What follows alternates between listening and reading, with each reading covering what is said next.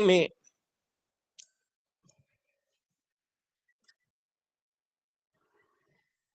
शिव महापुराण में आप लोगों को शिव जी की जो बारात लगी थी राजा हिमाचल के यहाँ, और शिव जी के रूप को देखकर रानी मीना व्याकुल हो गई थी।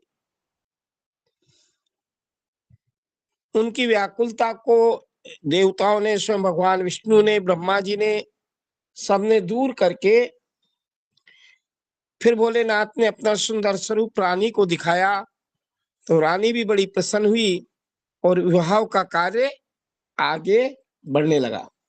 ब्रह्मा जी कह रहे हैं कि नारद, इसके बाद भगवान शिव प्रसन्नचित हो अपने गणों, समस्त देवता तथा अन्य लोगों के साथ कौतूहल पूर्वक गिरिराज हिमालय के धाम में गए।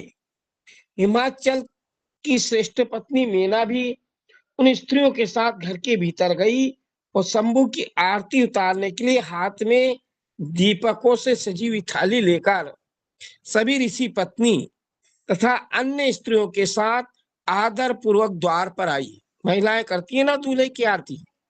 वहां कर मीना ने संपूर्ण देवताओं से सेवित गिरिजापति महेश्वर शिव जी को, जो द्वार पर उपस्थित थे, बड़े प्रेम से देखा। उनके अंग की कांति कितने सुंदर थे, अंग की कांति कैसी थी, मनोहर चंपा के समान थी।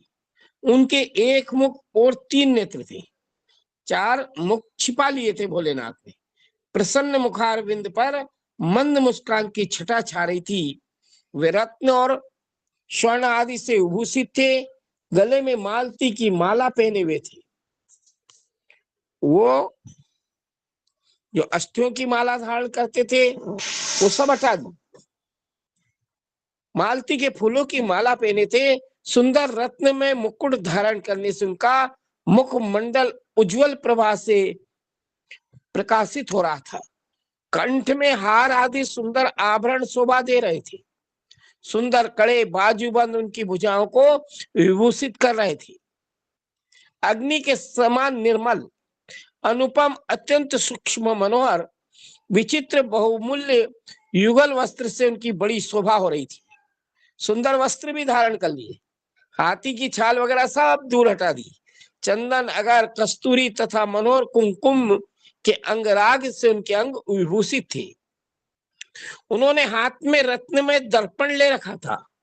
उनके दोनों नेत्र काजल से सुशोभित थे। उन्होंने अपनी प्रभा से सबको आच्छादित कर दिया था। सब आनंदित हो रहे थे, ऐसा सुंदर रूप धारण किया था। तथा वे अत्यंत मनोहर जान पड़ते थे। अत्यंत तरुण, बिल्कुल युवावस्था, परम सुंदर, आभरण भूषित, अंगों से सुशोभित, सारे अंगों में आभूषण पहन रखे थे। कामनियों को अत्यंत कमनीय प्रतीत होते थे। जिनके मन में ऐसा सुंदर रूप धारण किया था कि नारी जाति सुंदर रूप को देख करके व्याकुल हो जाए। उनमें उग्रता का अभाव था, उग्र नहीं दिखाई दे रहे थे।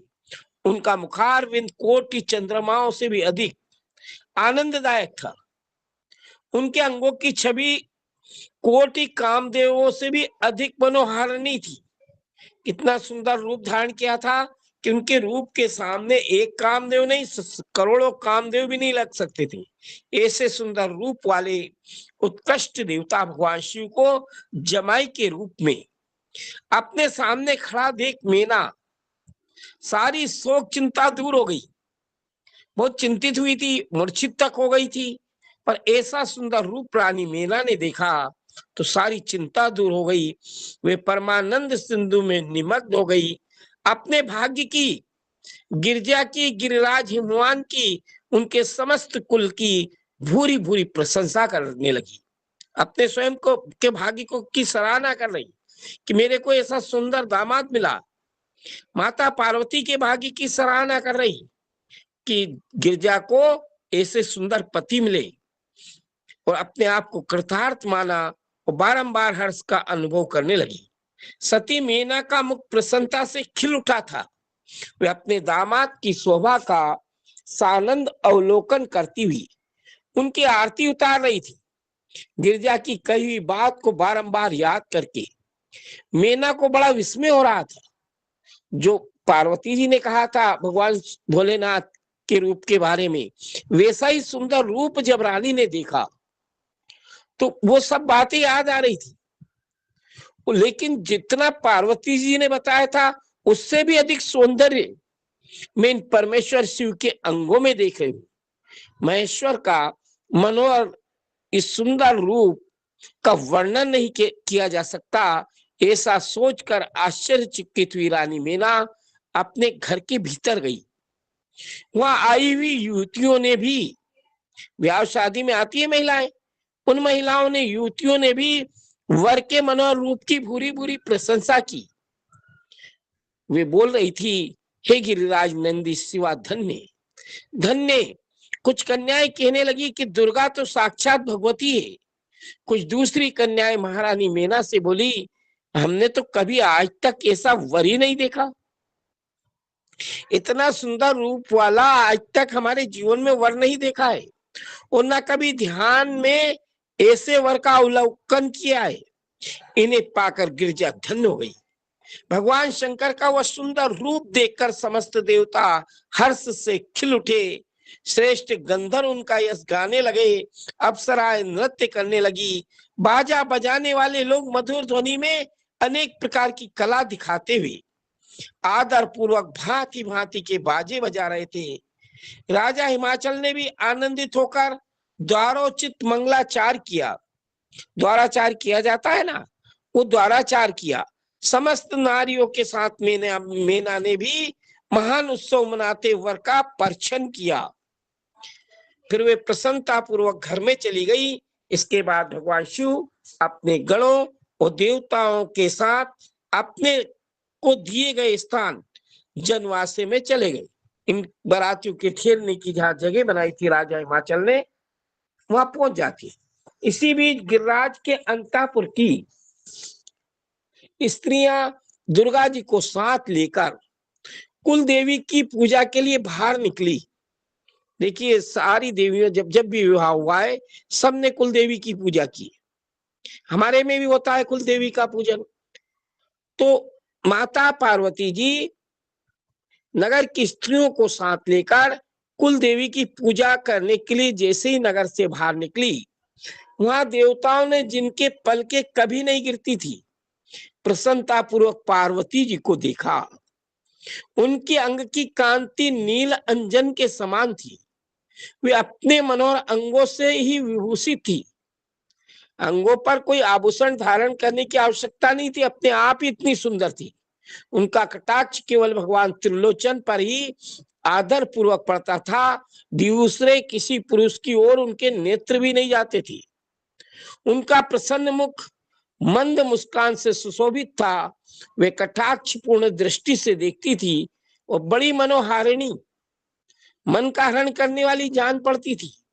उनके केसों की चोटी बड़ी ही सुंदर थी। कपोलों पर बनी हुई मनोहर पत्रभंगी उनकी शोभा बढ़ाती थी। ललाट में कस्तूरी की बिंदी के साथ ही सिंदूर की बिंदी भी शोभा दे रही थी। वक्ष स्थल पर श्रेष्ठ रत्नों के सारभूत हार से दिव्य दीप्ति छिटक रही थी। रत्नों के बने हुए केयूर वलय कंकण से उनकी भुजाएं अलंकृत थी। उत्तम रत्न में कुंडलों से उनके मनोहर कपोल जगमगा रहे थे। उनकी दंत पंक्ति मणियों तथा रत्नों की प्रभा को छीने लेती थी और मुख की शोभा बढ़ाती थी। मधु से पूरित अधर होष्ट बिंब फल के समान लाल थे। दोनों पैरों में रत्नों की आभा से युक्त महावर शोभा देता था। उन्होंने अपने एक हाथ में रत्न जड़ित दर्पण ले रखा था। उनका दूसरा हाथ क्रीड़ा कमल से सुशोभित था। एक हाथ में दर्पण, दूसरे में कमल का फूल। उनके अंगों में चंदन, अगर, कस्तूरी, कुमकुम का अंगराग लगा हुआ था। पैरों में पायजेब बज रहे थे और वे अपने लाल लाल तलवों के कारण बड़ी शोभा पा रही थी। समस्त देवता आदि ने जगत की आदि कारण भूता जगत जननी पार्वती देवी को देखकर भक्ति भाव से मस्तक झुकाकर मीना सहित उन्हें प्रणाम किया। त्रिलोचन शिव जी ने भी बड़ी प्रसन्नता के साथ कनखियों से उन्हें देखा और उनमें सती की आकृति देखकर सती जैसी दिखाई दी पार्वती जी। अपनी विरह वेदना को त्याग दिया। सती की जो विरह से दुख था भोलेनाथ को, वो त्याग दिया।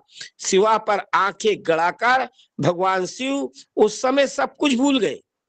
उनके सारे अंगों में रोमांच छुआया। वे हर्ष का अनुभव करते हुए गौरी की ओर देखने लगे। गौरी उनकी आंखों में समा गई थी। इधर काली पुरी से बाहर जाकर अंबिका देवी की पूजा करने के बाद ब्राह्मण पत्नियों के साथ पुनः अपने पिता के भवन में लौट आई। भगवान शंकर भी मुझ ब्रह्मा, भगवान विष्णु तथा देवताओं के साथ हिमाचल के बताए हुए अपने नियत स्थान पर प्रसन्नता पूर्वक रुके। वहां गिरिराज के द्वारा नाना प्रकार की सुंदर समृद्धि से सम्मानित हुए वे सब लोग सुख पूर्वक ठहर गए और भगवान शिव जी की सारे देवता मिलकर सेवा करने लगे। ब्रह्मा जी कहते नारद, इसके बाद मुनि श्रेष्ठ राजा हिमाचल ने प्रसन्नता और उत्साह के साथ वेद मंत्रों द्वारा दुर्गा और शिव का उपस्नान करवाया। तत्पश्चात गिरिराज की प्रार्थना से श्री विष्णु आदि देवता तथा मुनि कोतवल पूर्वक उनके घर के भीतर गए। सारे देवता राजा ने बुलाया तो भगवान विष्णु आदि देवता तथा ऋषि मुनि राजा हिमाचल के घर के भीतर गए। वहां उन्होंने वैदिक और लौकिक आचार का, देखना दोनों चीज आ रही, वैदिक भी लौकिक भी, दोनों पद्धतियां काम आ रही। यहाँ वैदिक और लौकिक आचार का यथार्थ रीति से पालन करके भगवान शिव के दिए आभूषणों से देवी शिवा को अलंकृत किया। जाते ना वस्त्र आभूषण देने बारात वाले, सखियों और ब्राह्मण की पत्नियों ने पहले पार्वती को स्नान कराया, फिर सब प्रकार से वस्त्र आभूषणों द्वारा विभूषित करके उनकी आरती उतारी। तीनों लोकों की जननी महाशैल पुत्री सुंदरी शिवा दिव्य वस्त्र आभूषणों से सुसज्जित होकर मन ही मन भगवान शिव का ध्यान करती हुई वहां बैठ गई। उस समय उनकी बड़ी शोभा हो रही थी, ऐसा सुंदर रूप था। उस अवसर पर दोनों पक्षों में महान आनंददायक उत्सव हो रहा था। ब्राह्मणों को शास्त्रोक्त रीति से नाना प्रकार का दान दिया गया। अन्य लोगों को भी वहां भांति भांति के बहुत से द्रव्य बांटे गए। विशेष उत्सव के साथ गीत और वाद आदि के द्वारा लोगों का मनोरंजन भी हो रहा था।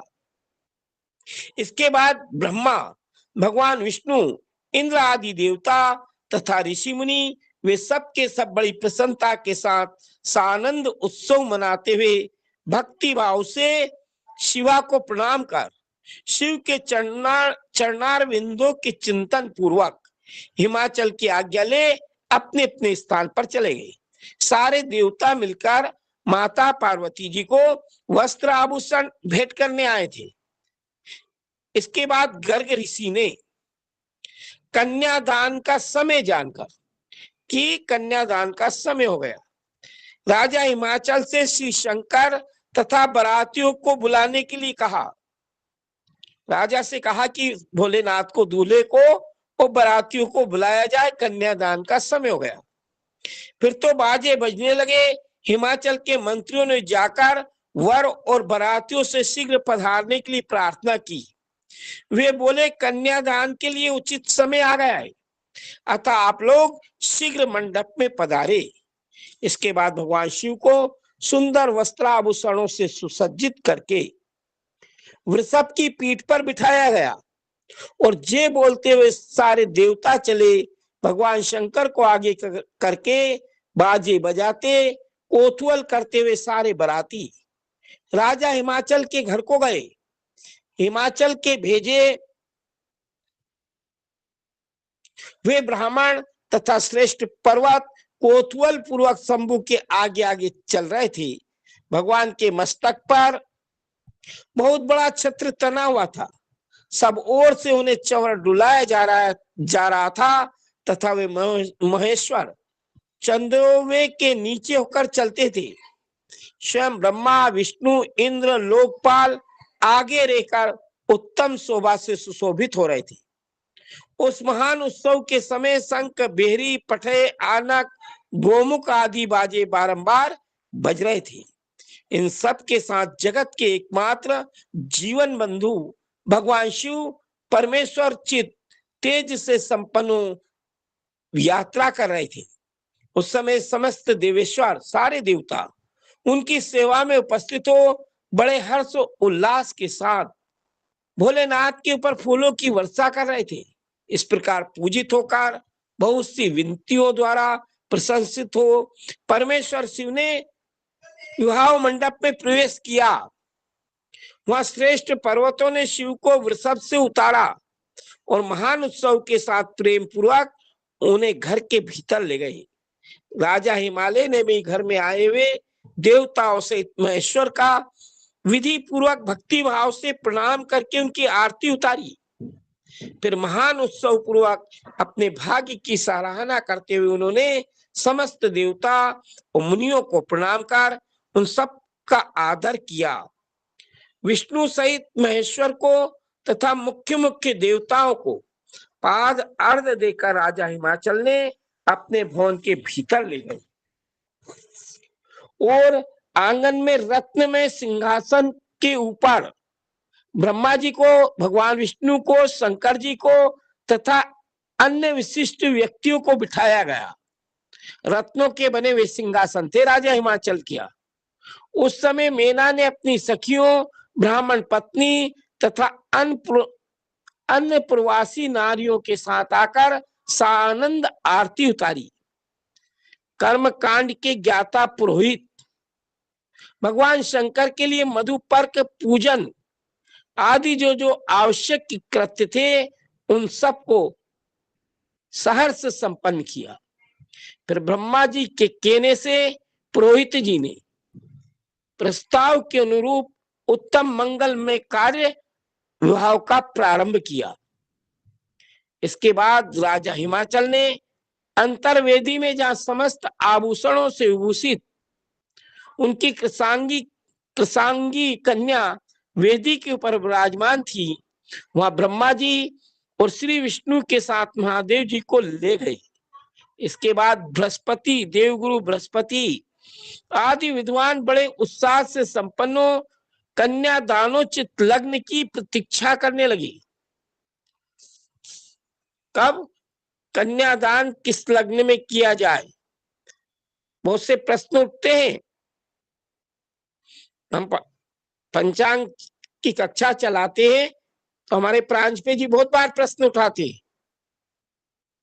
तो क्या कह रही शिवपुराण, कन्यादानोचित, कन्यादान के समय उस लग्न की प्रतीक्षा करने लगे। गर्ग ने पुण्यावाचन करते हुए पार्वती जी की अंजलि में चावल भरे, शिव जी के ऊपर भी अक्षत्र छोड़ा। परम उदार सुमुखी पार्वती ने दही, अक्षत, कुश और जल से वहां रुद्रदेव का पूजन किया, जिनके लिए शिवा ने बड़ी भारी तपस्या की थी। उन भगवान शिव को बड़े प्रेम से देखती हुई वे वहां अत्यंत शोभा पा रही थी। फिर मेरे यानी ब्रह्मा जी, गर्ग आदि मुनियों के कहने से शंभु ने लोकाचार वश शिवा का पूजन किया। इस प्रकार परस्पर पूजन करते हुए दोनों जगन में पार्वती और परमेश्वर वहां सुशोभित हो रहे थे। त्रिभुवन की शोभा से संपन्न हो आपस में देखते हुए उन दोनों दंपत्ति की लक्ष्मी आदि देवी ने विशेष रूप से आरती भी उतारी। ब्रह्मा जी कहते नारद, इसी समय वह गर्गाचार्य से प्रेरित हो गर्गाचार्य जी ऋषि ने कहा, मेना सहित हिमवान ने कन्यादान का कार्य आरंभ किया। रानी और राजा आ गए, गर्गाचार्य जी कन्यादान करा रहे थे। उस समय वस्त्र आभूषणों से भूषित महाभागा मेना सोने का कलश लिए पति राजा हिमाचल के दाहिने भाग में बैठी। कौन से भाग में? दाहिने भाग में बैठी। तत्पश्चात पुरोहित सहित हर्ष से भरे हुए सेलराज ने पाद आदि के द्वारा वर का पूजन करके वस्त्र, चंदन और आभूषणों द्वारा उनका वरण किया। इसके बाद राजा ने ब्राह्मणों से कहा, आप लोग तिथि आदि के कीर्तन पूर्वक कन्यादान के संकल्प वाक्य का प्रयोग बोले। तिथि, नक्षत्र, योगकरण अपन बोलते हैं ना संकल्प, तो राजा ने उन ब्राह्मणों से कहा, आप संकल्प कराइए कन्यादान का। उसके लिए अवसर आ गया। वे सब ब्राह्मण श्रेष्ठ काल के ज्ञाता थे, सब जानते थे कि आज कौन सी तिथि है, कौन सा वार है, कौन सा नक्षत्र है, कौन सा योग है, करण है। वो सारे ब्राह्मण काल की ज्ञाता थे, समय की ज्ञाता थे। अर्थात तथास्तु कहकर वे सब बड़ी प्रसन्नता के साथ तिथि आदि का वर्णन करने लगे। इसके बाद सुंदर लीला करने वाले परमेश्वर शंभु के द्वारा मन ही मन प्रेरित होकर भगवान ने यहाँ एक फिर नई लीला चला दी। भगवान शंभु ने राजा हिमाचल को ऐसी प्रेरणा दी कि हिमाचल ने प्रसन्नता पूर्वक हंसकर भोलेनाथ से कहा, हे शंभु, आप अपने गोत्र का परिचय दे, क्योंकि वहां कन्यादान होता है तो दूल्हे का गोत्र भी बोला जाता है। तो राजा हिमाचल ने भगवान शंकर से कहा कि अपना गोत्र बताए, पुरवर बताए, आप कौन से कुल के हैं, आपका वेद और शाखा का प्रतिपादन करें। आपका वेद क्या है, शाखा क्या है, पुरवर कितने, आपके गोत्र कितने, पूछा जाता है ना, बोला जाता है ना संकल्प में। तब अब अधिक समय ना बिताए। राजा की ये बात सुनकर भगवान शंकर सुमुख होकर भी विमुख हो गए, कुछ नहीं बोल पा रहे थे। कहां से गोत्र बताते, कहां से शाखा बताते, प्रवर बताते। असोचनीय होकर भी तत्काल सोचनीय अवस्था में पड़ गए। सोचने लगे अब क्या बताया जाए इनको, गोत्र पूछ रहे। उस समय श्रेष्ठ देवता, मुनियों, गंधर्वों, यक्ष, सिद्धों ने देखा कि भगवान शिव के मुख से कोई उत्तर ही नहीं निकल रहा है, कोई उत्तर ही नहीं दे पा रहे थे भोलेनाथ, क्योंकि इनका गोत्र कहाँ है। नारद ये देखकर हंसने लगे, देव ऋषि नारद जी, और महेश्वर का मन ही मन स्मरण करके राजा से बोले। नारद जी ने कहा, है पर्वतराज, तुम मूर्खता के वशीभूत होकर कुछ भी नहीं जान रहे। महेश्वर से क्या कहना चाहिए और क्या नहीं, इसका तुम्हें पता नहीं है। वास्तव में आप बड़े बहिर्मुख हो। तुमने इस समय साक्षात हर्ष से उनका गोत्र पूछा, उससे बताने के लिए उन्हें प्रेरित कर रहे हैं। तुम्हारी ये बात अत्यंत उपहासजनक है। आपकी बात तो हंसी लायक है। पर्वतराज, इनके गोत्र, कुल और नाम को तो विष्णु, ब्रह्मा आदि भी नहीं जानते, फिर दूसरे की क्या चर्चा है। हे सेलराज, इनके एक दिन में, जो भोलेनाथ का एक दिन है, उस एक दिन में करोड़ों ब्रह्माओं का लय हो जाता है। करोड़ों ब्रह्मा निकल जाते हैं एक दिन में इनके। उन्हीं भगवान शंकर को तुमने आज काली के तपोबल से प्रत्यक्ष देख लिया है। अरे आपकी क्या सामर्थ्य थी, इन पार्वती जी की तप के कारण तुमने देख लिया है। इनका कोई रूप नहीं है, वे प्रकृति से परे निर्गुण पर ब्रह्म परमात्मा, निराकार, निर्विकार, मायाधीश, परात्पर है। गोत्र, कुल और नाम से रहित स्वतंत्र परमेश्वर है। ना इनका कोई कुल है, ना कोई गोत्र है, ना नाम है। ये अपने आप में स्वतंत्र परमेश्वर है, साथ ही अपने भक्तों के प्रति बड़े दयालु है। भक्तों की इच्छा से ये निर्गुण से सगुण हो रहे हैं। निर्गुण ब्रह्म है ये, इनने तो भक्तों के ऊपर कृपा करने के लिए निर्गुण से सगुण हुए। निराकार होते हुए भी सुंदर शरीर धारण कर लिया है। ये निराकार पर ब्रह्म परमात्मा है, लेकिन इन्होंने सुंदर शरीर धारण किया है। अनामा होकर भी, इनके कोई नाम नहीं है, अनामा होकर भी अनेक नाम वाले ये हो जाते हैं।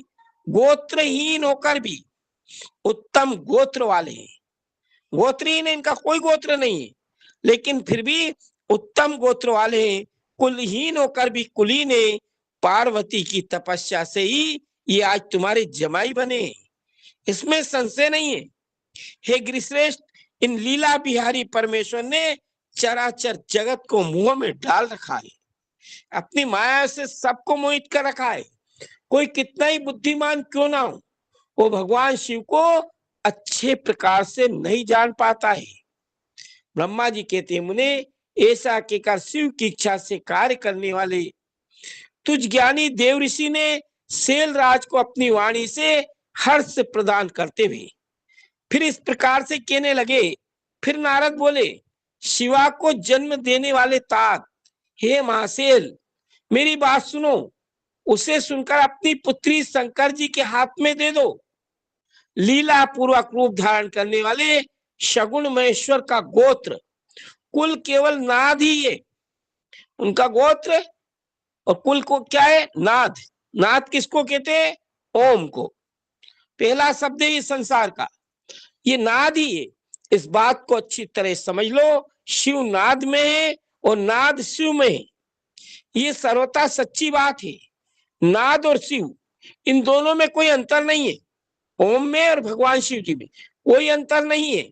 हे शैलेंद्र, सृष्टि के समय सबसे पहले लीला के लिए सगुण रूप धारण करने वाले, जब सृष्टि की रचना हुई, लीला करने के लिए इन्होंने साकार रूप धारण किया है। शिव से ही नाद प्रकट हुआ था, अतः वो सबसे उत्कृष्ट है। हे हिमालय, इसीलिए मन ही मन सर्वेश्वर शंकर के द्वारा प्रेरित हो मैंने आज अभी वीणा बजाना आरंभ कर दिया। ब्रह्मा जी कहते हैं, मुने देव ऋषि नारद जी की ये बात सुनकर गिरिराज हिमालय को संतोष प्राप्त हुआ। उनके मन का सारा विस्मय जो था वो जाता रहा। इसके बाद भगवान विष्णु आदि देवता तथा ऋषि मुनि सबके सब विस्मय रहित हो नारद जी को साधुवाद देने लगे। सारे देवता ऋषि मुनि कह रहे कि नारद जी ने बढ़िया किया, बात संभाल ली, नहीं तो क्या गोत्र बताते। सारे साधुवाद नारद जी को देने लगे। महेश्वर की गंभीरता जानकर सभी विद्वान आश्चर्यचकित हो गए, लेकिन भोलेनाथ को कोई मन में गिलानी नहीं आई। उनकी गंभीरता को देखकर जितने भी वहां विद्वान थे सब आश्चर्यचकित हो गए। बड़ी प्रसन्नता के साथ आपस में बोले कि जिनकी आज्ञा से इस विशाल जगत का प्राकट्य हुआ, जो परात्पर आत्मबोध स्वरूप स्वतंत्र लीला करने वाले, उत्तम भाव से ही जानने योग्य उन त्रिलोकी के नाथ भगवान शंभू का आज हम लोगों ने भली भांति दर्शन किया है। इसके बाद राजा हिमाचल ने विधि के द्वारा प्रेरित हो भगवान शिव को अपनी कन्या का दान कर दिया। कन्या दान करते समय बोले कि परमेश्वर, मैं अपनी ये कन्या आपको देता हूं, आप इसे अपनी अर्धांगिनी बनाने के लिए ग्रहण करें। सर्वेश्वर, इस कन्या दान से आप संतुष्ट हो। ऐसा कहकर राजा हिमाचल ने अपनी पुत्री त्रिलोक जननी पार्वती को उन महादेवता रुद्र के हाथ में दे दिया। इस प्रकार शिवा का हाथ शिव के हाथ में रखकर शैलराज मनी मन बड़े प्रसन्न हुए। उस समय वे अपने मनोरथ के महासागर को पार कर गए थे। परमेश्वर महादेव जी ने भी प्रसन्न हो वेद मंत्र के उच्चारण पूर्वक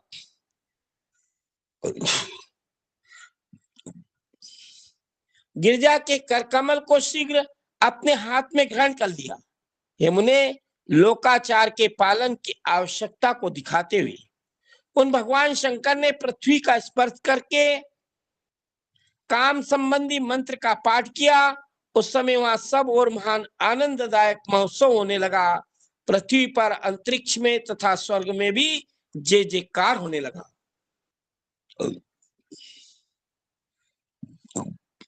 सब लोग अत्यंत हर्ष से भरकर साधुवाद देने नमस्कार करने लगे। गंधर्वगण प्रेम पूर्वक गाने लगे, अप्सराएं नृत्य करने लगी। हिमाचल के नगर के लोग भी अपने मन में परम आनंद का अनुभव करने लगे। उस समय महान उत्सव के साथ परम मंगल मनाया जाने लगा। ब्रह्मा जी, भगवान विष्णु, इंद्र, देवतागण तथा संपूर्ण मुनि हर्ष से भर गए। हम सबके मुखारबिंद प्रसन्नता से खिल उठे। इसके बाद शैलराज हिमाचल ने अत्यंत प्रसन्न हो शिव के लिए कन्यादान की यथोचित सांगता प्रदान की। इसके बाद उनके बंधुजनों ने भक्ति पूर्वक शिवा का पूजन करके नाना विधि विधान से भगवान शिव को उत्तम द्रव्य समर्पित किया।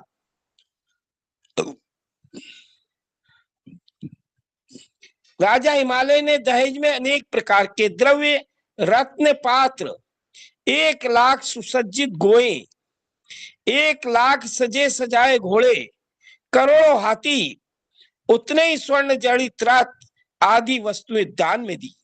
इस प्रकार परमात्मा शिव को विधि पूर्वक अपनी पुत्री कल्याणमयी पार्वती का दान करके राजा हिमालय कृतार्थ हो गए।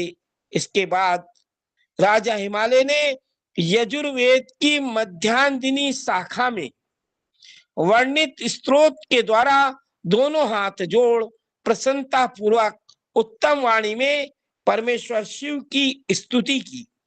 इसके बाद वेद वेत्ता हिमाचल के आज्ञा देने पर मुनियों ने बड़े उत्साह के साथ पार्वती के सिर पर अभिषेक किया और महादेव जी का नाम लेकर उस अभिषेक की विधि पूरी की। हे मुने, उस समय बड़ा आनंददायक महोत्सव हो रहा था। ब्रह्मा जी कहते कि नारद, इसके बाद ब्रह्मा जी की आज्ञा पाकर महेश्वरों ने ब्राह्मणों द्वारा अग्नि की स्थापना करवाई और पार्वती को अपने आगे बिठाकर वहां ऋग्वेद, यजुर्वेद, सामवेद के मंत्रों द्वारा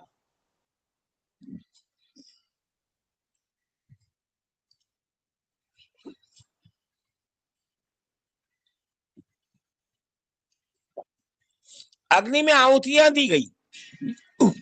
हेतात उस समय काली के भाई मेनाक ने लावा की अंजलि दी। देते नहीं, लाजा होम करते हैं दुबे जी। राजा मेनाक ने लावा की अंजलि दी।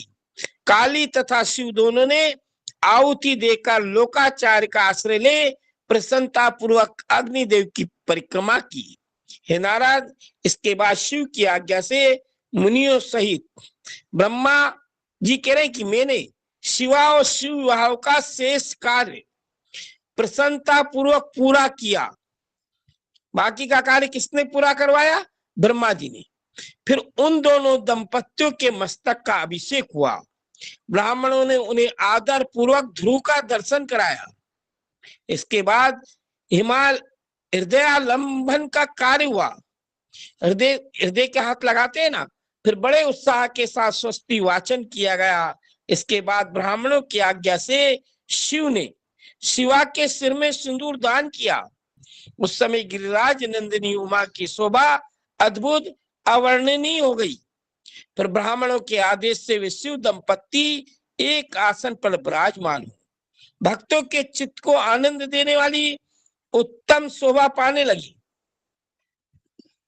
हे मुने, इसके बाद अद्भुत लीला करने वाले उन 9 दंपत्ति ने ब्रह्मा जी कह रहे मेरी आज्ञा पाकर अपने स्थान पर आ संस्रव प्राशन किया। इस प्रकार विधि पूर्वक उस वैवाहिक यज्ञ के पूर्ण हो जाने पर भगवान शिव ने मुझे लोक सृष्टा ब्रह्मा को पूर्ण पात्र दान किया। फिर शंभु ने आचार्य को गोदान किया। मंगलदायक जो बड़े बड़े दान बताए गए वे भी शहर से संपन्न किए। इसके बाद उन्होंने बहुत से ब्राह्मणों को अलग अलग 100 स्वर्ण मुद्राएं दी, करोड़ों रत्न दान किए, अनेक प्रकार के द्रव्य बांटे। उस समय सब देवता तथा दूसरे दूसरे चराचर जीव मन में बड़े प्रसन्न हुए। जोर जोर से जय जयकार की ध्वनि होने लगी। सब और मांगलिक शब्द गीत होने लगे। वाद्यों की मनोहर ध्वनि सबके आनंद को बढ़ाने लगी। इसके बाद श्री विष्णु यानी ब्रह्मा जी के रहे में देवता, ऋषि तथा अन्य सब लोग गिरिराज से आज्ञा ले बड़ी प्रसन्नता के साथ शीघ्र ही अपने अपने ठहरने के स्थान चले गए। उस समय हिमालय नगर की स्त्रियां आनंद मग्न हो शिव और पार्वती को लेकर कोहवर में गई, जनवासे में गई। वहां उन सब ने आदर पूर्वक वर वधु से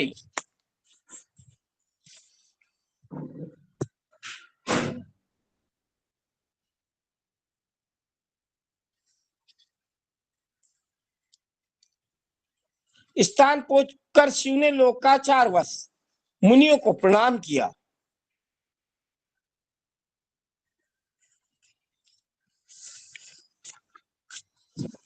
उस समय सब और परम आनंददायक महान उत्साह छा रहा था। इसके बाद वे स्त्रियां उन लोक कल्याणकारी दंपत्ति को साथ ले परम दिव्य वास भवन जहां ठहरी गई थी बारात, उसमें वहां लेके गई और वहां भी प्रसन्नता पूर्वक लोकाचार का संपादन किया। महिलाओं के लोकाचार होते ना, वो कार्य संपादन किया। इसके बाद गिरिराज के नगर की स्त्रियों ने समीप आकर मंगल कृत्य करके उन नव दंपत्ति को केली गृह में पहुंचाया और जे ध्वनि करती हुई उनके गठबंधन की गांठ खोलने आदि का कार्य संपन्न किया। उस समय उन नूतन दंपत्ति को देखने के लिए 16 दिव्य नारियां बड़े आदर के साथ शीघ्रता पूर्वक वहां आई। 16 दिव्य नारियां बताई शिव महापुराण में। कौन कौन थी वो 16 दिव्य नारियां? माता सरस्वती, लक्ष्मी जी, सावित्री, गंगा, अदिति, सची, राजेंद्र की पत्नी, लोकमुद्रा, अरुंधति, अहल्या, तुलसी, स्वाहा, रोहिणी, पृथ्वी, शत्रुपा, संज्ञा तथा रति। ये देवांगनाएं तथा मनोहारिणी देव कन्या, नाग कन्या, मुनि कन्या भी वहां आ पहुंची। वहां जितनी स्त्रियां उपस्थित थी उन सबकी गणना करने में कौन समर्थ है। उनके दिए हुए रत्न में सिंहासन पर भगवान शिव प्रसन्नता पूर्वक बैठे। उस समय उन्होंने शिव से नाना प्रकार के विनोदपूर्ण बातें भी कही, हंसी मजाक भी हुई। तदंतर प्रसन्न चित्त हुए महेश्वर ने अपनी पत्नी के साथ मिष्टान भोजन आचमन करके कपूर डाला हुआ पान खाया। उसी अवसर पर अनुकूल समय जान प्रसन्न हुई रति ने दीन वत्सल भगवान शंकर से कहा, भगवान पार्वती का पाणी ग्रहण करके आपने अत्यंत दुर्लभ सौभाग्य प्राप्त किया। कामदेव की पत्नी रति भी थी वहां।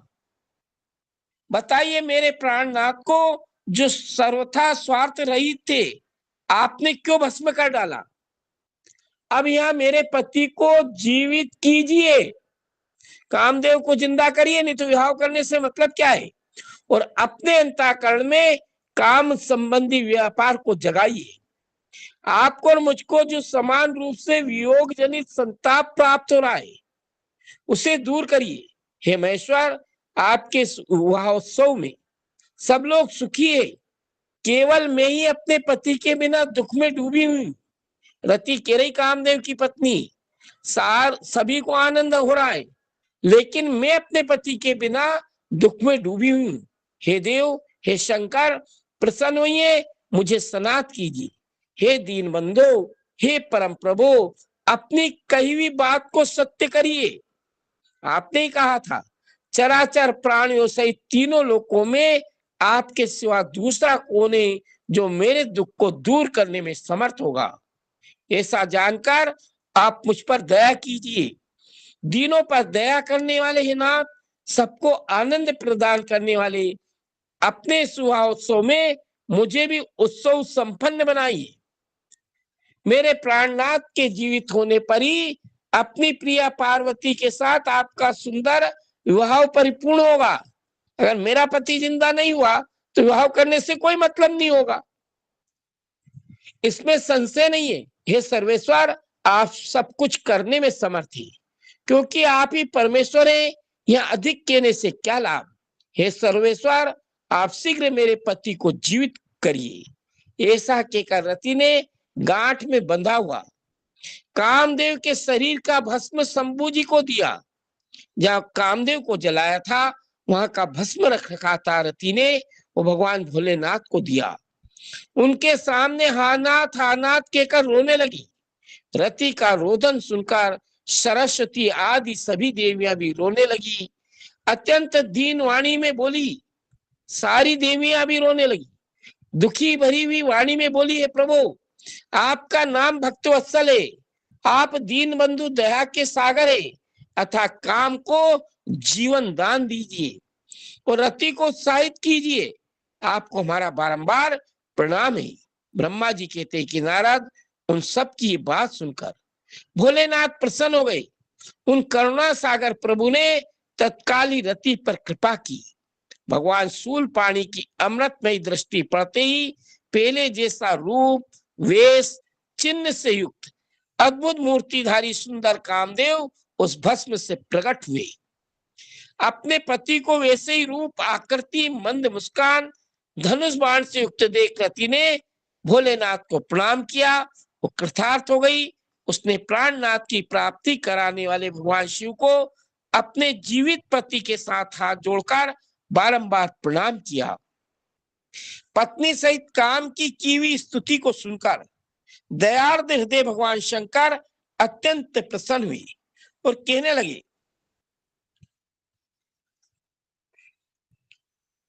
भोलेनाथ ने कहा कि मनोभव, पत्नी सहित तुमने जो विनती की उससे मैं बहुत प्रसन्न हूं।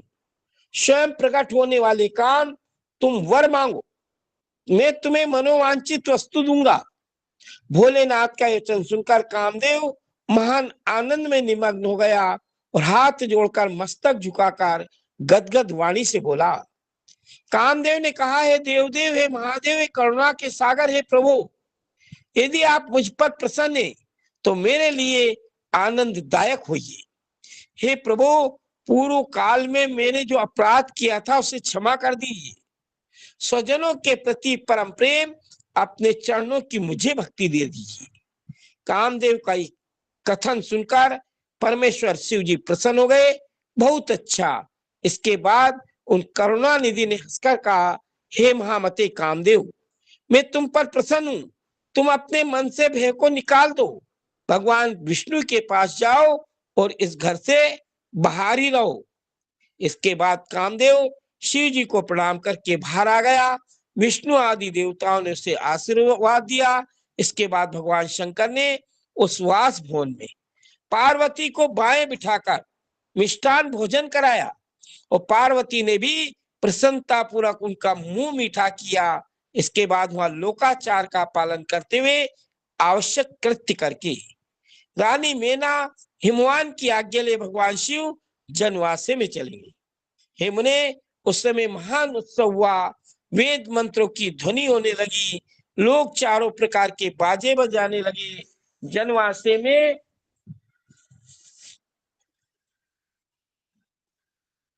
स्थान पर पहुंचकर शिव ने लोकाचारवश मुनियों को प्रणाम किया, श्री हरि को और मुझे भी मस्तक झुकाया। फिर सब देवता आदि ने उनकी वंदना की। उस समय वहां जय जयकार, नमस्कार तथा समस्त विघ्नों का नाश करने वाली शुभदायिनी वेद ध्वनि भी होने लगी। इसके बाद ब्रह्मा जी कहते, मैंने, भगवान विष्णु ने, इंद्र ऋषि, सिद्ध आदि ने भी शंकर जी की विनती की। हे गिरजा नायक, महेश्वर की विनती करके विष्णु आदि देवता प्रसन्नता पूर्वक उनकी यथोचित सेवा में लग गए। इसके पश्चात लीला पूर्वक शरीर धारण करने वाले महेश्वर शंभु ने उन सबको सम्मान दिया। फिर उन परमेश्वर की आज्ञा पाकर वे विष्णु आदि देवता अत्यंत प्रसन्न होकर अपने अपने विश्राम स्थान को चले गए।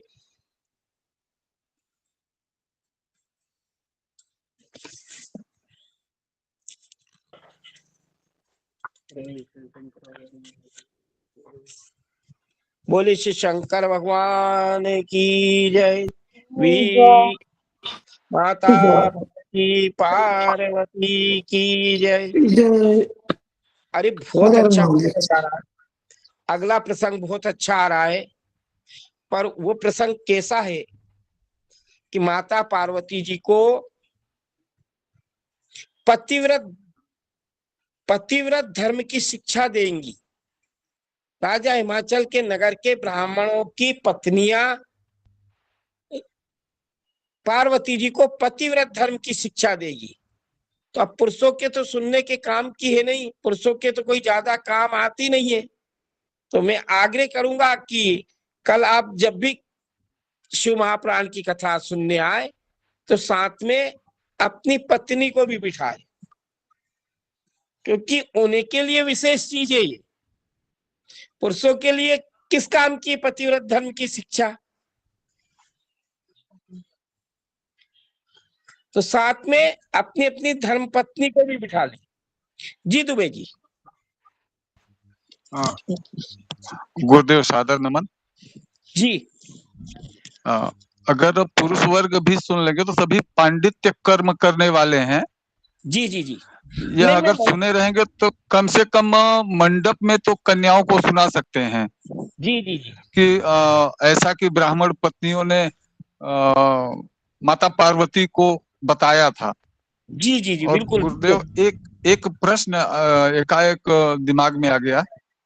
जी। श्रीमद् भागवत जी में जी प्रद्युम्न जी को अवतार बताया गया है कामदेव का। बिल्कुल। जी जी जी बिल्कुल। और मायावती को रति। बिल्कुल बिल्कुल तो सत्य बात है। बिल्कुल सत्य जी, बात है। और बिल्कुल यहाँ सत्य पर बात। अगर जी गुरुदेव यही थोड़ा सा शंका समाधान चाहिए। अरे यहाँ 10वें पर स्कंद की, अरे दुबे जी, श्रीमद् जी भागवत गुरुदेव। के 10वें स्कंद की 54वीं अध्याय में कथा आती है। जी जी जी जी जी जी। मैं तो आपको अध्याय की संख्या भी बता दूं, श्रीमद् भागवत के 10वें स्कंद की 54, 52 उसमें कथा 52 आती है। 52 होगा। जी गुरुदेव। 54, यही तो हमारा 54। सौभाग्य है ना। जी यही तो हम लोगों का सौभाग्य है। हाँ। लेकिन अरे गुरुदेव शंका यह हो रही है। अरे कामदेव को अनंग बना दिया था, बिना अंग का। जी शरीर जी नहीं जी। था, अनंग बनाया था। अच्छा, इस समय अनंग बनाया है उन्होंने। अनंग, बिना शरीर का। और वो जी जी हमेशा ही जी अनंग ही है। कामदेव अनंग ही है, बिना शरीर का ही है। और सब में व्याप्त होता है ये काम। जी जी। स्थावर से लेकर जंगम तक जितने भी जीव है, बिना काम के कोई वो तो संसार आगे बढ़ता है क्या? चारों तरफ की चारों योनियों में है ना गुरुदेव। जी जी अंडज बिल्कुल। उद्भिद स्वेदज सब सब में में है। सब में सब में है। जी जी जी जी जी जी गुरुदेव। क्षमा चाहता हूँ, आपको थोड़ा सा कोई बात डिस्टर्ब कर दिया। नहीं, नहीं कोई डिस्टर्ब नहीं। प्रश्न होना चाहिए, प्रश्न होने से ही तो बात निकलती है। प्रश्न जब तक नहीं होते ना, कथा में आनंद ही नहीं आता। वो क्या है कि बहुत अच्छी कथा आ रही है, इसलिए मैंने यहाँ रोक दिया, नहीं तो मैं और आगे बढ़ा देता। लेकिन जो अगली कथा आ रही है, पार्वती जी जब विदा हो रही थी तो रानी मेना ने वहां के ब्राह्मण की पत्नियों से कहा कि हमारी कन्या ससुराल जा रही है। अब ये ससुराल जा रही है, ये बिल्कुल अभी बालिका है, तब करके आई है, इसको पतिव्रत धर्म के बारे में शिक्षा दीजिए। ये उमा संहिता की 56वीं अध्याय में आता है। इसमें शिव महापुराण है ना, उसकी वेंकटेश प्रेस की, उसमें 56वें अध्याय में आता है। और मैं ये कल जो आपको ये प्रसंग सुनाऊंगा ना, तो उसी में से सुनाऊंगा। बहुत विस्तार से वर्णन है इसका। ये मेरे पास अभी जो गीता प्रेस गोरखपुर की शिव महापुराण है, ये बड़ी सूक्ष्म शिव पुराण है, और वो बड़ी विस्तार वाली शिव महापुराण है, बंबई प्रेस वाली। तो मैं कल ये इसको जो सुनाऊंगा ना, तो उसी में से सुनाऊंगा। और मैंने 15 साल पहले शिव महापुराण पढ़ी थी, उसको आज भी याद है कि उमा संहिता की 56वीं अध्याय में पतिव्रत धर्म के बारे में बताया है। और दुबे जी, मैंने एक बार ये हरतालिका तीज आदि करती ना ऋषि पंचमी महिलाएं, जी जी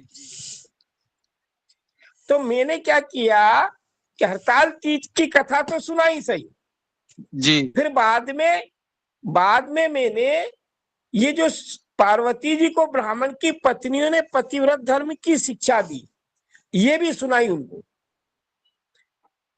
मैंने जी कि आप लोग व्रत तो करती हो, लेकिन आपका जो सबसे बड़ा धर्म है स्त्री जाति का, वो शिव महापुराण में किस प्रकार से दिया है पतिव्रत धर्म के बारे में। जी जी मैंने व्रत करके आप ये कथा तो सुन ही रही हो, पार्वती जी की भी पूजा कर रही हो, शिव जी की भी पूजा कर रही हो, इन्हीं पार्वती जी को कैसे ब्राह्मण की पत्नियों ने कैसी शिक्षा दी थी कि कैसे पतिव्रत धर्म का पालन किया जाए। तो ये प्रसंग मैंने उन महिलाओं को भी सुनाया। मेरी एक ऐसा स्वभाव है थोड़ा सा कि आप व्रत का प्रभाव तो सुन ही रहे हो, व्रत के प्रभाव के साथ साथ आपका धर्म क्या बनता है वो भी सुन लीजिए। जी जी जी जी, बहुत दिव्य गुरु जी, बहुत दिव्य।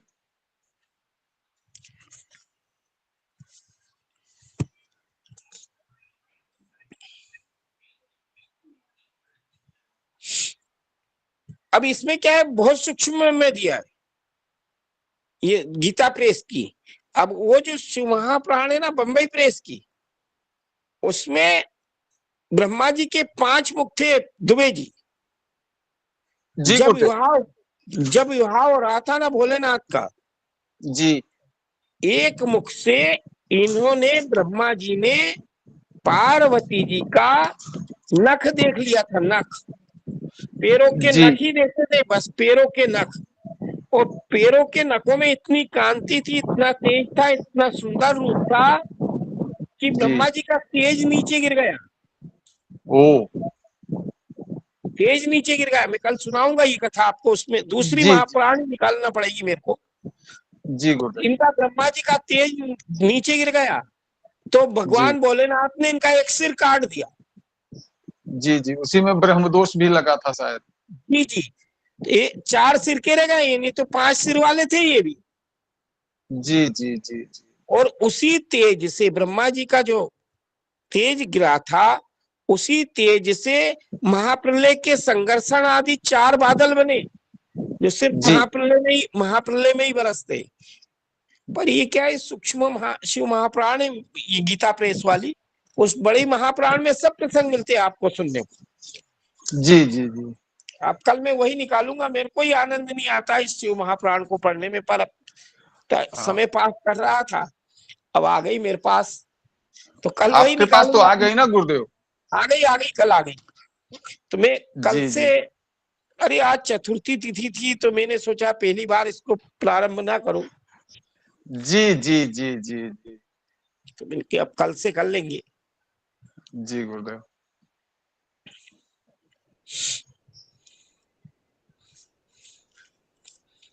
और कोई प्रश्न हो, मन में शंका हो तो बोल दे। आज क्या हुआ कि मैं अभिषेक कराने चला गया तो पानी में भी भीग गया, बहुत पानी गिर रहा है हमारे यहाँ, बहुत पानी, भयंकर पानी गिर रहा है।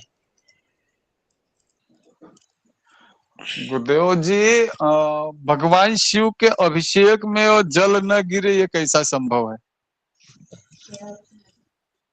अरे भाई इतना तेज पानी गिर रहा है, हमारे जब पास में ब्यावरा शहर है, वो डूबा हुआ है, सब बांधों की गेट खोल दिए। ओ। और 2 दिन से हमारे क्षेत्र में स्कूलों की छुट्टियां घोषित कर दी। जी जी जी। ब्यावर रेलवे स्टेशन भी है क्या गुरुदेव? हाँ, ब्यावरा राजगढ़ रेलवे स्टेशन है। जी जी जी, ब्यावर कभी रेल यात्रा के समय पड़ा है।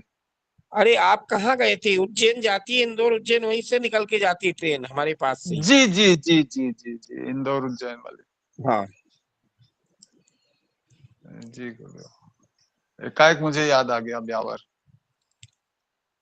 अरे एक राजस्थान में ब्यावर अलग है और ब्यावरा अलग है, ब्यावरा राजगढ़ बोलते हैं हमारे क्षेत्र को। ये ग्वालियर से इंदौर जाते हैं ना, उस रूट पे है। इंदौर से उज्जैन वाले पर नहीं है? हाँ, ये इंदौर उज्जैन वाला रोड ही है ट्रेन का। हाँ, इसी पर तो देखा हुआ है गुरुदेव। आप इधर आए थे क्या, उत्तर प्रदेश, ये मथुरा वृंदावन दिल्ली साइड? हाँ। हाँ, बस तो बिल्कुल उसी स्टेशन से निकले आप। जी जी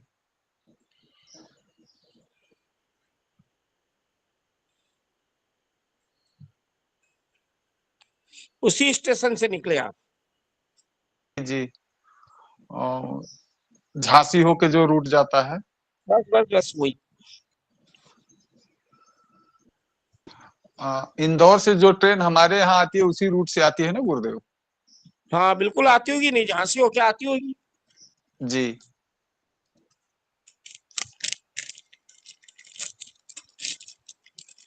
अब तो फिर आज वो चल ही रहा था प्रसंग, अपने उज्जवल गुरुदेव का आएंगे एक बार चावल खाने। बिल्कुल बिल्कुल नहीं गुरुदेव, रोटी मैं खाता हूँ। अच्छा। मैंने वहां पे मैसेज कर दिया है कि बगैर रोटी के उदर पूर्ति नहीं होती। आज तो खूब आनंद आ रहे थे उसमें, तो मैं भी डाल रहा प्रसंग भी ऐसा आ गया ना गुरुदेव। था। जी दीदी पूर्णिमा। नहीं, गुरुदेव पूछना था कि अगर रुद्राक्ष में छेद हो, जैसे कोई अलग हिस्से पे, तो क्या वो मतलब नकली होता है? अलग जगह पे छेद हो, टूटा फूटा हो, है ना, हाँ हाँ। वो उसको नहीं पहनना चाहिए। नहीं, जैसे कि ये मैं आपको दिखाती हूँ, ये रुद्राक्ष तो ऐसे ही खंडित हो चुका है, टूट चुका है। इससे दादाजी जाप करते थे। ये देखिए यहाँ पे बीच में ही छेद है, आपको दिख रहा है? हम्म। ये वाला छेद आपको दिख रहा है? नहीं, शिव महापुराण में दिया है कि जो जी टूट जाए ना, जी जो टूटा हो उसको नहीं धारण करना है। जी जी। और ये तो ये हमारे दादाजी का ये वाला था। हाँ, तो दादाजी की हम ये निशानी रखिए आप माला। ये माला तो पहनते थे दादाजी। ये हाँ। ये छह मुखी रुद्राक्ष है। जी जी। बहुत ये आपका ये क्या बोलते हैं, आंवले के दाने जितना है बड़ा। हाँ, बहुत बड़ा है, अच्छा है वो रुद्राक्ष अच्छा है जो पहनते थे वो। इसको जैसे कि दादाजी का है तो प्राचीन हुआ, तो क्या इसको पिताश्री या हम में से कोई धारण कर सकता है? क्यों नहीं कर सकते हैं, रुद्राक्ष का क्या बिगड़ता है, वो रुद्राक्ष तो शिव स्वरूप है। जी ये जो रुद्राक्ष होते हैं ना, ये शिव जी के रूप होते हैं। ये एक जी। रुद्राक्ष शिव जी है, मतलब हर रुद्राक्ष शिव का ही रूप है, इसीलिए तो उसको धारण किया जाता है। अरे अजी शिव महा हम्म। आपने कहा था कि चने के दाने जितने छोटे रुद्राक्ष पहनने चाहिए। नहीं नहीं, वो नहीं कहा था। वो जाप करना है तो छोटे दाने से करना है, और जी धारण करना है तो बेर के बराबर और आंवले के बराबर का रुद्राक्ष धारण करना है। जाप के लिए छोटे दाने बताए, चने के दाने बराबर। अच्छा। जो जाप ठीक। करते हैं ना, जाप, जी हाँ हाँ। बड़े रुद्राक्षों से जाप नहीं करना चाहिए। जी गुरुदेव। अब होता क्या है, ये अंगूठे के पास की उंगली तो लगाते नहीं है माला में, और बड़े रुद्राक्ष जी से हाँ फिर आप जाप करोगे तो करोगे कैसे। एक उंगली बाहर हाँ। निकाल, एक उंगली गोमुखी से बाहर निकालनी पड़ती है, माला को टच नहीं करती है अंगूठे के पास वाली उंगली जाप करते समय, इसको टच जी नहीं करते गुरुदेव। हैं। अब बड़े अंगूठा रुद्राक्ष तो छूना ही पड़ेगा। अंगू, अंगूठा और मध्यमा उंगली से जाप होता है, जी। बीच वाली जो उंगली है ना और अंगूठा है उससे जाप होता है, उस उंगली हाँ को जी नहीं तो, होता। अब बड़े वाले को तो छूना ही पड़ेगा ना चाहते हुए भी, इतने बड़े हाँ, हैं। वही तो एक वो उंगली नहीं लगना चाहिए। देखिए,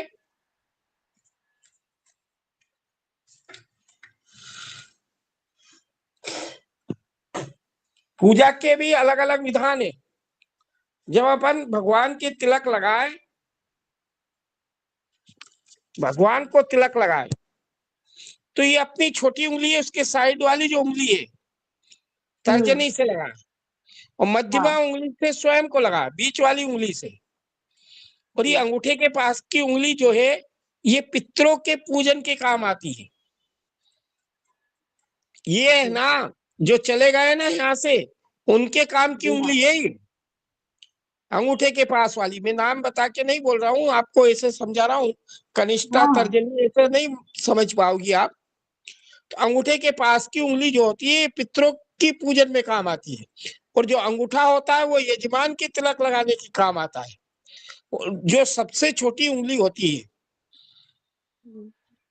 कनिष्ठा उंगली जो बोलते हैं, सबसे छोटी उंगली, हाँ हाँ। वो जो है ना, ये भूत प्रेत का जो देते हैं ना बलि वगैरह, हाँ उससे पूजा की जाती है उसकी।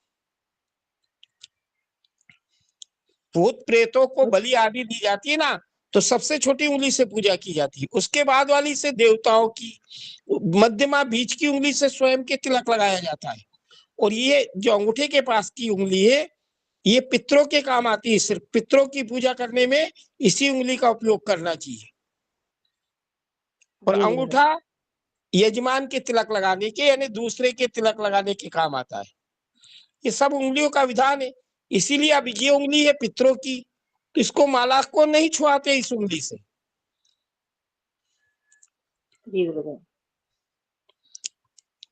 हम तो सिंदूर दान करवाते हैं ना कभी विवाह शादी में, तो इस उंगली को हटवा देते हैं, उस उंगली से सिंदूर दान नहीं करवाते। मध्यमा उंगली अंगूठे दोनों से पकड़ के ही सिंदूर दान करवाते हैं, क्योंकि जी ये गुरुदेव। उंगली तो उस काम की है। सिंदूर गुरुदेव दान यहाँ में बंगाल, जी, यहाँ बंगाल में तो वो लोग जैसे कि मटके में एक सिंदूर का रखते हैं, और मटके को तो पूरे हाथ से वो लोग पकड़ के ऐसे सिंदूर डाल देते हैं। अरे देखिए, ये अभी भोलेनाथ का विवाह हो रहा था, इसमें आपने सुना, वेद के प्रकांड विद्वान थे, स्वयं बृहस्पति जी थे, गर्गाचार्य जी थे, प्रकांड विद्वान थे, फिर भी उनने लोकरीति का भी अनुसरण किया। जितनी वेद की विधि है उसके साथ लोकाचार, लोक की रीति, संसार जिस क्षेत्र में रह रहे हो वो लौकिक रीति कहलाती है, और एक कुल की रीति होती है, आपके कुल परिवार में किस प्रकार से विवाह संपन्न होते आ रहा है। तो इन तीनों का समावेश जो कर ले वही विद्वान ब्राह्मण है। नहीं तो आप वेद के विशारद को भी कहीं विवाह कराने भेज दोगे ना, तो इस संसार के लोग उनको भी फेल कर देंगे कि भाई हमारे यहाँ तो ऐसा होता है, इनने तो ऐसा कराया ही नहीं। जी सही बोला, सही बोले आप। उन वेद के विशारद है, वेद की रीति से ही अगर विवाह संपन्न कराया तो वो भी फेल हो जाते हैं। अब देखिए, हमारे वेद की रीति कहती है कि 4 पानी फेरे होना चाहिए। कितने? 4। कितने फेरे होना चाहिए? कुल 4 फेरे होना चाहिए। और ये संसार ने क्या हुआ, फिल्मों में देख देख के जब तक पूरे ना हो फेरे 7 फेरों का रिवाज चला दिया। अब बताइए, हम कहीं जाके 4 फेरे करवाएंगे तो हमसे क्या कहेंगे वो लोग? हम कह देते भैया 4 की जगह 14 घूमो, मंत्र तो 4 फेरों के रहते।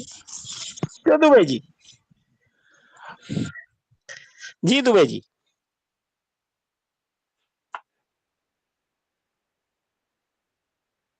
वो सप्तपदी थी, 7 पैर रखना था। अब वो 7 पैर रखना था कन्या को पहले, सप्तपदी बोलते थे। अब उनने क्या किया, इन संसार के लोगों ने सप्तपदी को 7 फेरे में कन्वर्ट कर दिया। पाश्चात्य संस्कृति ऐसी आके घुसी अपने वेद शास्त्रों में, तो वेदों के जो नियम थे वो लोग के वजह से ब्राह्मणों ने भी नेग्लेक्ट कर दिया। भैया आप जैसा को वैसे ही सही, हमको तो हमारे पैसों से दक्षिणा से मतलब, 7 घूमो या 14 घूमो। जी गुरुदेव। आज ये लेकिन गुरुदेव जी, करवाना तो 4 ही चाहिए ना? बिल्कुल 4 ही करवाना है जी जी। विधान 4 ही का है, 4 ही फेरों का विधान है, 7 फेरों का विधान नहीं। जी ये तो हम ये भी आता है बात में कि कोई भी ग्रंथ विद्या या फिर कोई भी पुराण पढ़ने, गुरु के सामने रह के गुरु से सुन के पढ़नी चाहिए, क्योंकि संस्कृत में एक शब्द का मतलब बहुत बहुत होता है। अब देखिए, जैसे कि कोटि का मतलब प्रकार होता है, यहाँ पे करोड़ आपने वहां पे लोग बता दिए हैं, जी जी 33 जी कोटि करोड़ देवी देवता। जी जी। नहीं तो रिकॉर्डिंग बंद करने, रिकॉर्डिंग देख लीजिए पंत जी, पंत जी रिकॉर्डिंग बंद मैसेज कर। गुरुदेव, मैंने 3-4 विवाह पद्धति का अध्ययन किया। जी जी